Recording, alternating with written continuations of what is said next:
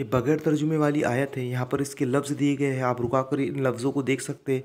या पुरानी वीडियो में हमने बहुत सारे लफ्ज़ यहाँ पर इसके एक एक वर्ड्स का हमने ये पिछले वीडियो में दिया है ट्रांसलेशन।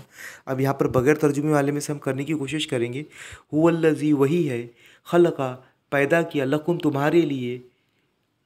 वल्लज़ी वही है, खलका पैदा किया, लकुम तुम्हारे लिए, माफिल अर्ज़ी जो ज़मीन में है, सबका सब, जमीयन सबका सब, सुम्मा फिर, अस्तवा मुतवज्जे हुआ, इरादा किया, इलस्समाई आसमान की तरफ, फसव्वाहुन्ना फिर उन्हें ठीक ठीक बना दिए, सब सात, समावातिन आसमान फिर उन्हें ठीक ठीक बना दिए, सात आसमान, वह हुआ और वो, बिकुल्ली हर चीज़ का, शैइन अलीम इल्म रखने वाला है।